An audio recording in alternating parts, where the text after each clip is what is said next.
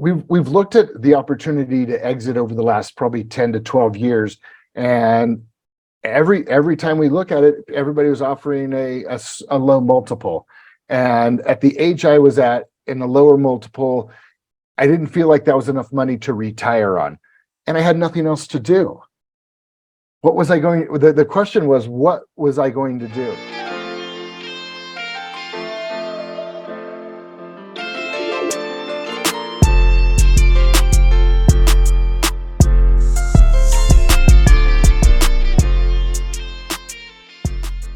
Ladies and gentlemen, welcome to this week's episode of Keeping It Real Estate. I'm very excited to have my good friend, Mike Guthrie, on with us today. Mike has been unique for me. I mean, he's come into the real estate game, the multifamily game over the last couple of years swinging. He is a very astute businessman, and he and his wife have been raising capital with some very sophisticated operators. And we just wanted to bring you on, and maybe he can share some tips and tricks of what he's doing and how he's done it, so you can be a little bit more like Guthrie. Mike, thanks for coming on.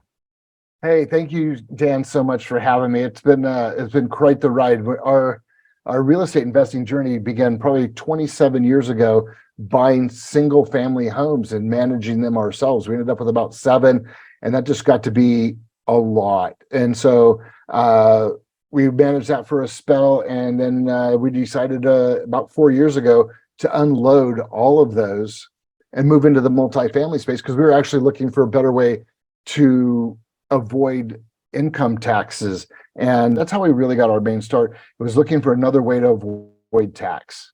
Got it. So you guys were in single family, and it ended up being a lot of work. How did you ever hear about multifamily? How did you kind of get into the space originally? So we were platinum partners with the Tony Robbins program, and we had met Brad Sumrock there. And after meeting him at a number of events, we finally asked him what he did for a living. And he explained it. I go, wow, we're really interested in that. And he sort of blew us off like we were like nobodies. Like, who the hell are they, and why are they bothering me? And I kept pursuing. And he finally goes, here, I'll give you a log on. You get a home study course. If you do the home study course, you can call me back, and we'll see if you're right for our program. That's how we ended up actually even getting a baseline start. And after we did the home study program, we reached out. He had an online AIM-NatCon. It was during COVID, so there was nobody was meeting in person, so he was doing it online. And my wife's like, I'm going to watch this. And I just took off for the day. I went and worked in my warehouse on my ATM stuff. And my wife watched it. I come home. Grant Cardone just finished speaking on that event. And my wife's like, oh my God, I got all these notes. This is what we're going to do. We finally found out what we're going to do. And so literally that was in like September, I want to say, of 2020. And we got into our very first deal as a limited partner in December of 2020. Wow. So I want to break it down a little bit for our listeners. Brad Sumrock is a gentleman he's a multifamily mentor. He trains and helps folks buy multifamily deals, somewhere in the 100 to 500 unit range, all over the United States. And so I love that Samantha, Mike's wife here. So I love Samantha. We get along great. Samantha is the reason you guys are in multifamily. She took the first step and found it and said, hey, here we go. Let's roll. September 2020, you guys buy your first deal. How is it possible that you guys could have come in and be buying a deal? I mean, within, what was it, 2-3 months? I mean, how did you guys go about doing that? She sat in and met a number of folks on the online course, the AIM-NatCon that Brad had, and she'd met a number of people in the chat. They had reached back out to us after the event was over and said, hey, I have some deals if you guys want to take a look at them.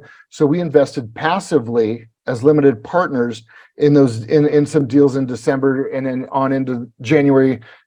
January 2021, we actually joined Brad's personal mentoring program, because we wanted to really understand where we were taking our money.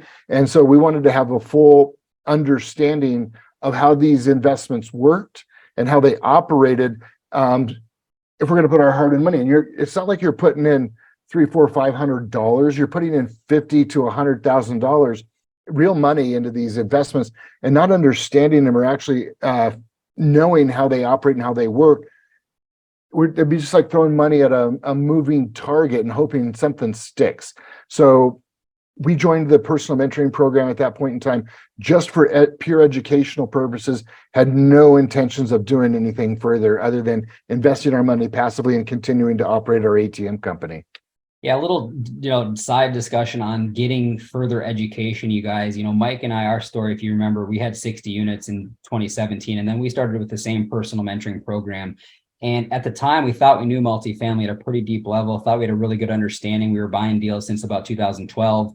And by 2017, with joining, we realized that we were operating in a more of a mom and pop style instead of a professional management syndication firm. And after going through that, it really helped you see the light, helped you see the opportunity. And when you know multifamily at a deep level, you'll be able to spot an opportunity and say why the value is there based on the numbers. And if you're not that clear, you don't really know multifamily. So it's incredibly important, like Mike's talking about here. If you're going to be putting 50 or 100 grand in a deal, you should really know how these sponsors, and this is kind of rule number one, is get to know, like, and trust that deal sponsor, who's the person you're investing with.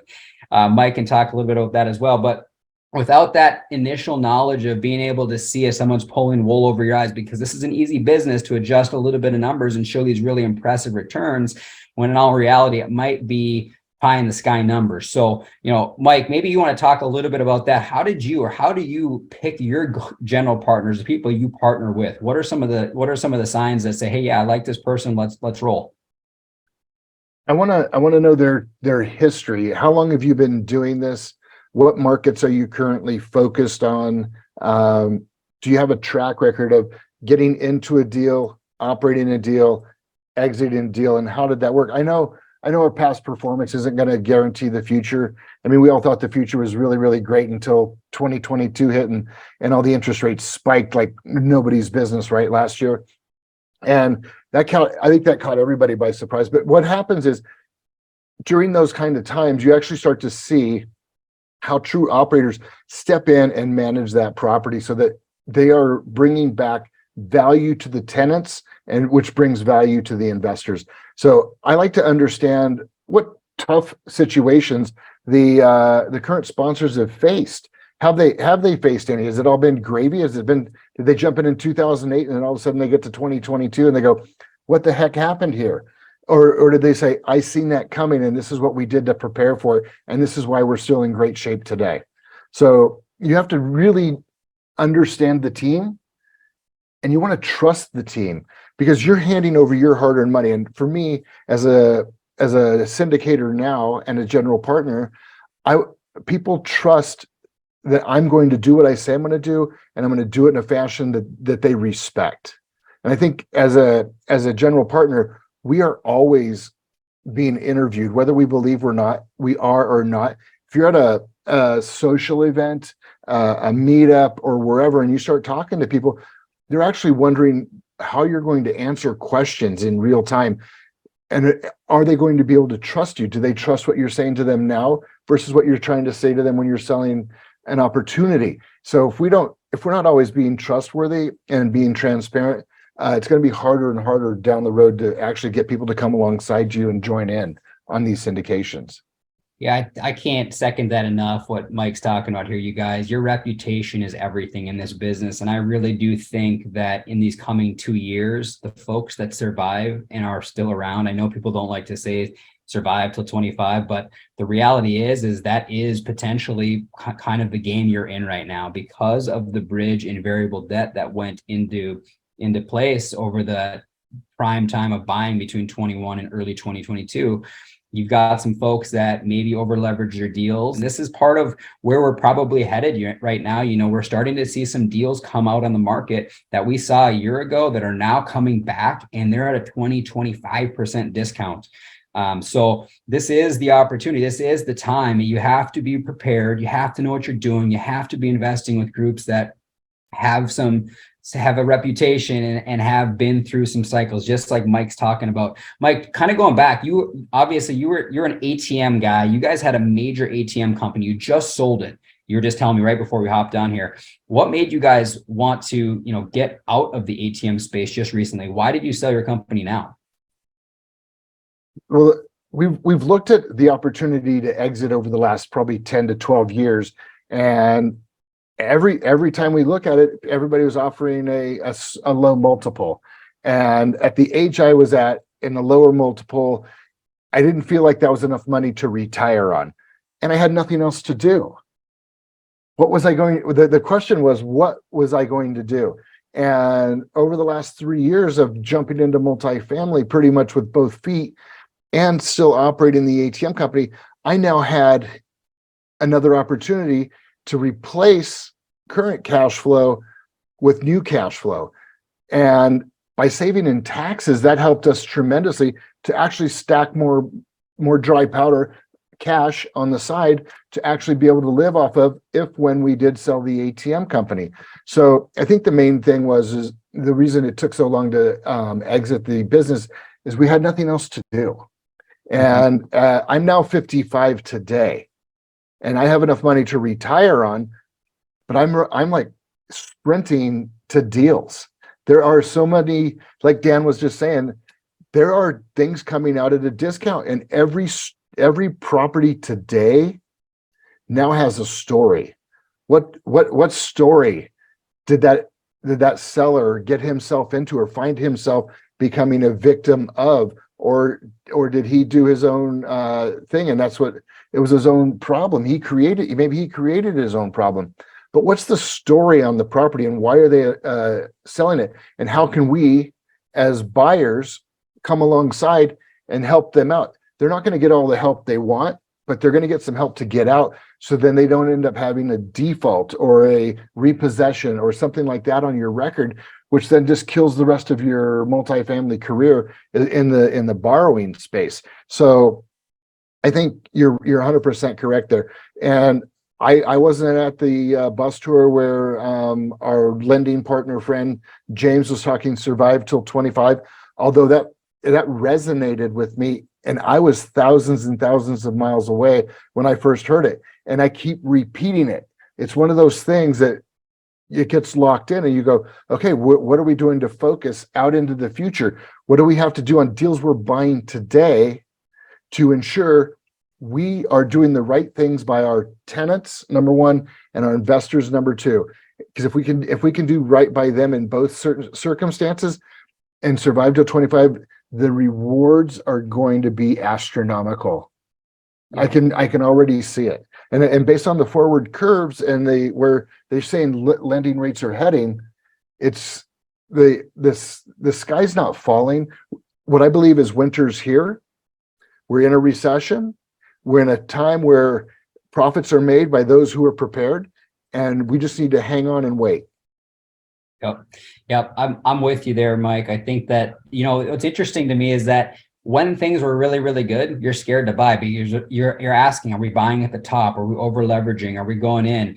Then the market starts to fall, and you're like, well, it's too early to be buying now. The market's falling. Then you think the market's at the bottom, and you're like, hey, is it going to fall further? And then you never know when the right time is to be buying. It feels like there's always fear in buying. I guess that's the point I would say, is that when you're buying a deal, you never know everything for certain. There's no way. Investing, you'll never know everything for certain. Crypto stocks, doesn't matter what the asset class is.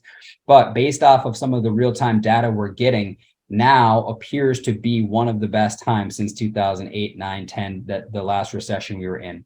When you went through that time, Mike, did you have any time in your life where you thought, man, I need multiple streams of income, I have to have other income? Or were you always in a position where you're totally well off? Did you ever have times where you're like, I've got to find ways to create multiple streams of income? Because that's really what you're investing in. Multifamily is multiple streams of passive income, getting your money to work for you. Did you have any realization moments like that? Because I know I had one for me in my snowboarding career. I realized it was going to end, and it scared the crap out of me. Yeah, I was looking for tax savings for sure, but I was also looking for ways to bring other income in. Did you have any moments like that?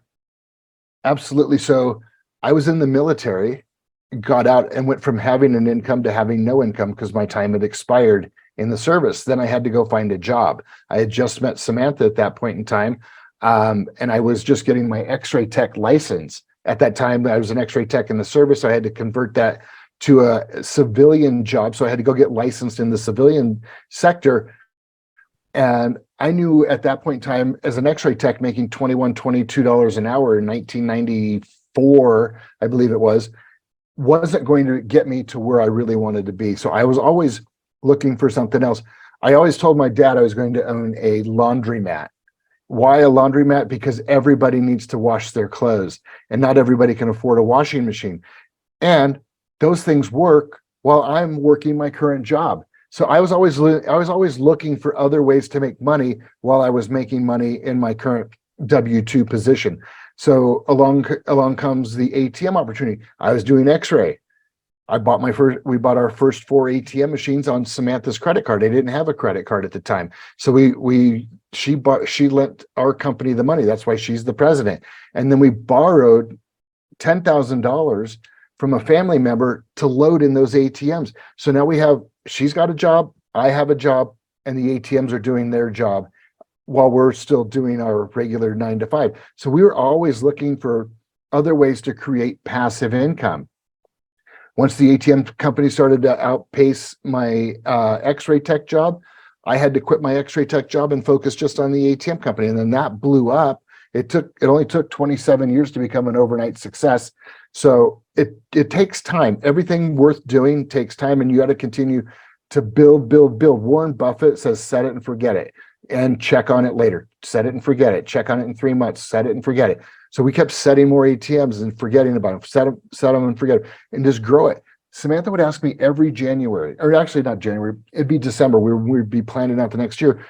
What's your marketing strategy for next year to grow the ATM business? And you can ask her this to today. She'll say, he always said, sell more boxes. Because I knew every time I put another box in the ground or another ATM machine in the ground, that was more residual income that was going to continue to come in. And it just kept stacking and stacking on itself. So we started making some money. Beautiful. That was our full-time gig. And I was a W-2 at that company, at our ATM company. And what did we do? We started buying rental homes. She's like, and she goes, and her whole philosophy throughout our whole time together is, if you don't eat, sleep, and breathe it, don't do it. I eat, sleep, and breathe multifamily today. I eat, sleep, and breathe ATMs. I eat, sleep, and breathe single family homes. I eat, slept, and breath X-ray tech. I get laser focused about something and I just go. You can tell me no. One more no leads to another yes. And I just continue to press on. One more no leads to another yes. I think that's important information, you guys, whether you're, selling anything in any business, one more no leads to a yes. And I can vouch right here firsthand. If you don't know Mike Guthrie, he's done very, very well in his ATM business. So he has some habits that you're going to want to listen to and re-listen to here on this podcast to try to adopt. And I love the idea of set it and forget it. I love the idea of adding one more box, and with multifamily, add one more great asset that cash flows. And this is a business where there's no limit as far as you can take it, is it's available to you. Kind of like, let's jump in a little bit to how did you create these relationships? Because let's just say you're listening. We got folks listening right now. They're like, okay, I hear it. Mike's come in. He's found ways to add value to these syndicators. Are you creating your relationships at meetups? Are you creating them at golf tournaments? Where are you meeting these people and at what pace do you decide, yep, that's my person? Or how do you verify to say, yep, that's someone I'm going with? As far as that's the person I'm going to work with? Yeah, I'm gonna get into this deal with this person. I'm gonna raise capital with this person. I'm gonna be a team member with this person. Where are you meeting these folks? And how are you saying, check the box, I trust this person, I'm ready to go? As far as other syndicating partners that I work with, I've met them mostly all at meetups and masterminds. And it's out of the gate, it was a little more ready, fire, aim. And today it's a little more, let's get to know each other, let's go for a walk, let's date a little bit, and then let's see if there's some synergies. Are we in alignment with our goals, our thought process, our end game? The worst thing you want to do is be in a relationship for 3 to 5 years on a deal where you can't just sit down and have a conversation. It's not. So many people think A conversation is a confrontation. And it's not. It's just an opportunity for you to share your ideas with their ideas. And you're going to know that you guys are on the same page. I keep stressing tenants and investors. Those are our clients in this business. Tenants and investors. We, as the GPs, sponsors, whatever you want to call us, syndicators, if we think we eat first and the tenants and the investors eat second, we've got our equation backwards. That's like being a parent versus being your kid's friend. We're parents first, we're their friends second. And if we get it wrong, we're going to have messed up kids. So we don't want to have a messed up relationship. So we want to make sure we're all in alignment when we go after a deal. Do we both agree that we got to take care of the tenants? Because if we don't take care of the tenants, they will not pay the rent. And if they don't pay the rent, we can't pay the investor. If we don't pay the investor, we can't buy more properties because they won't invest any more money. So there's just a few little things like that that always are in my mind. And how do I serve the team? Am I bringing everything I can and all my thoughts to the team on how we can make it better for all of us that are involved? Those are some of the things I always think about. Yeah, what are some of the best masterminds or meetups you found, Guthrie, if people are looking to expand their knowledge and education?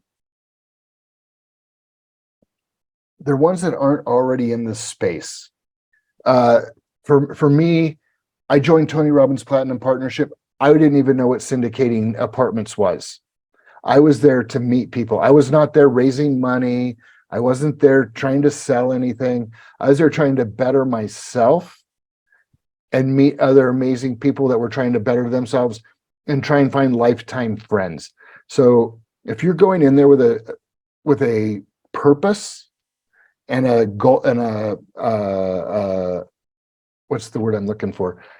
You're going in there to get, you're going to get, not to give. You're going to get found out really quickly, and you will be sitting over on the sideline and nobody will want to hang out with you. Most people come to these meetups to give. I belong to another one called YBL, Your Best Life. That was formed during COVID out of a necessity of people wanting to get together. And most of the people that started that were platinum partners. Because they wanted to be in community. We are better together than we are apart. So you're a lot stronger. You lift each other up. So those two have been really, really good for me. I've joined a number of others. I don't know that the fruit is there, but I'm not there to get fruits. I'm there to meet more people and see how we can work together to do other things. Multifamily is one thing that I'm working on. I'm working on a couple other things in the triple net space, as we talked about before we jumped on. And I'm looking for friends, people that have similar mindset and want to do bigger and better things for the world, not just for one apartment complex in one city. Well, I mean, we have a lot bigger ideas. Yeah. People are wanting to invest in these types of deals. How do they go about doing that? Let's say, or how could they, be in connection with you for a future opportunity? What's the process kind of look like for people that are new to this?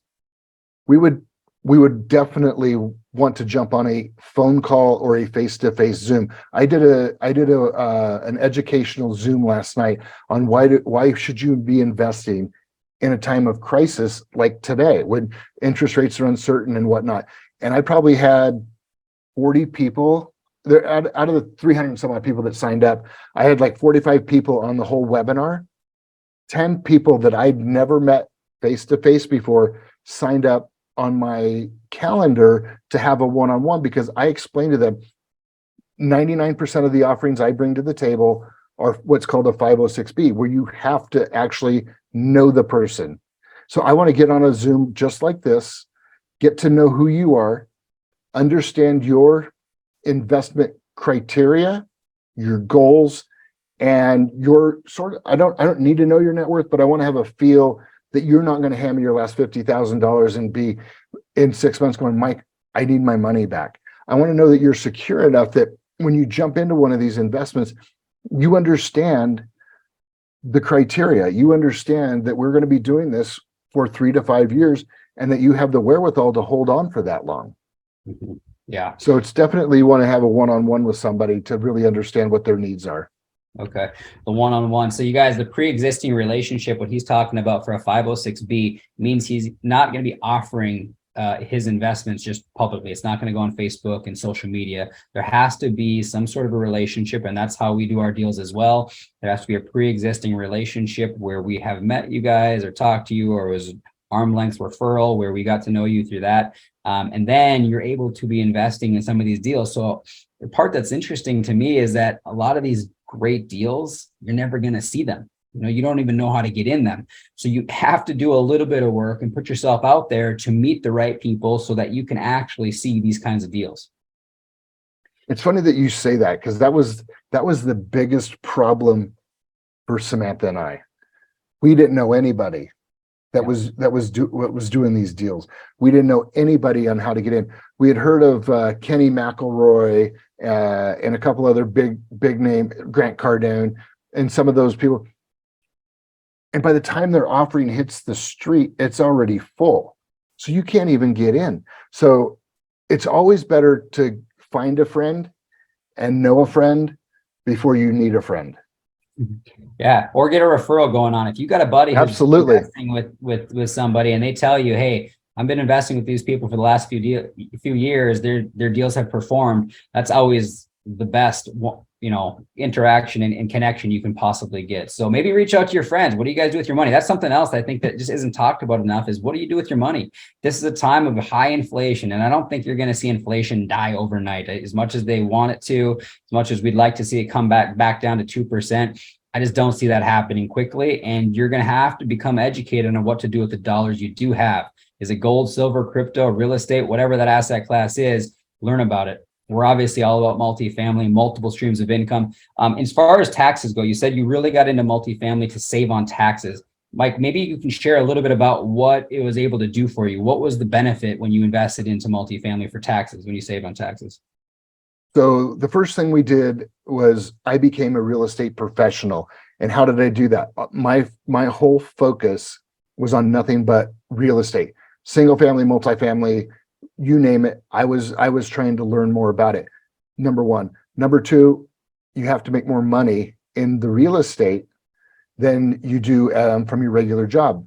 So that was easy. Since Samantha and I own our own ATM company, we took me off of payroll so that I wouldn't be making any money in the ATM company, and the money that I was making was coming in through real estate. Which then I started to track my hours. You have to have a certain number of hours. I think it's 750 hours a year in this space. And what that will do for you is when you invest your money into a deal, you'll get a K1 loss year one. It's usually with bonus depreciation larger than the rest of the K1s you're going to get. And since I'm a real estate professional, my K1 losses will offset my wife's active income. So where we were paying mid to higher mid six figures in taxes, we haven't paid taxes in 3 years.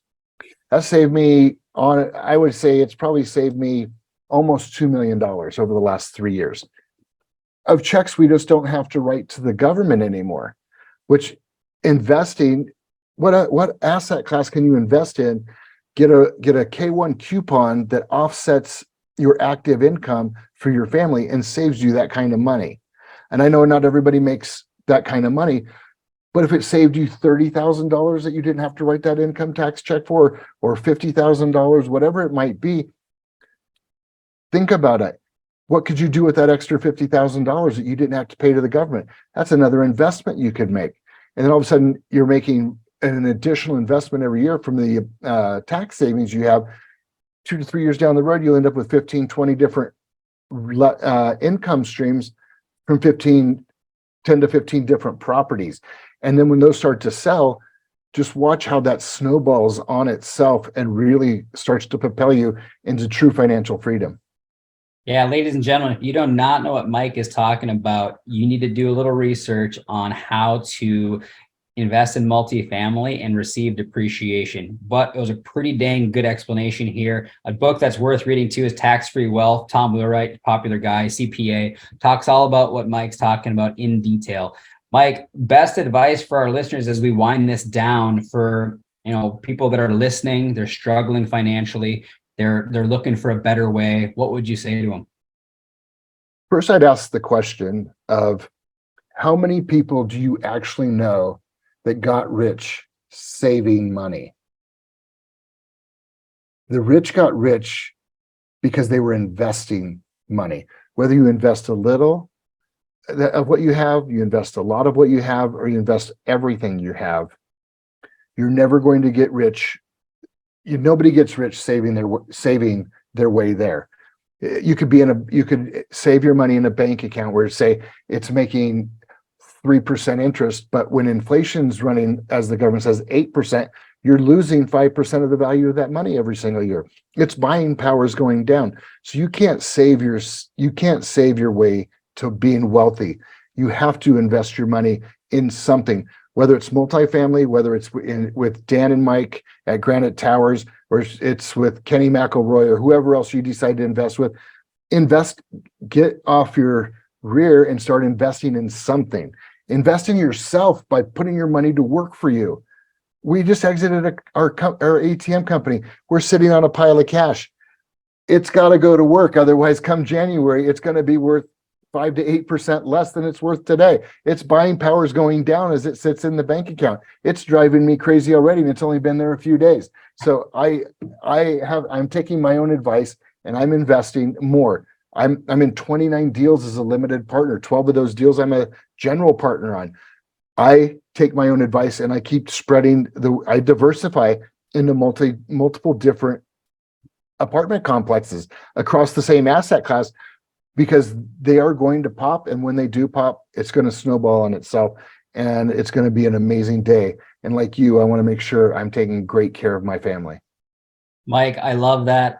You remind me of the story of my grandma. She worked her entire life. She worked very hard. She worked until she was 83 years old. She died with 90 grand in her bank account, and she lived a very small life. And I love her. And she had a work ethic like no other. But man, do I wish I was around to help her invest her cash that she was making, saving, to die and not get to where I know she would have loved to go. So Mike, thanks for coming on. If our listeners want to get a hold of you, what's the best way for them to reach out to you? You can email me at Mike, MIKE, at Cypress, CYPRESS, Advantage, ADVANTAGE.com, or send me a text with your email to 509-270-6701. Again, that's 509-270-6701. Send me a text, say you want to jump on a call. I'd be happy to Zoom with you anytime. Mike, thanks for coming on with us. Listeners, hope you enjoyed the show and found some value here this week. We'll be back with you next week. If you're looking for more information on Granite Towers Equity Group, click the link below and we'll catch you there. Thanks for coming on, Mike. Great to see you.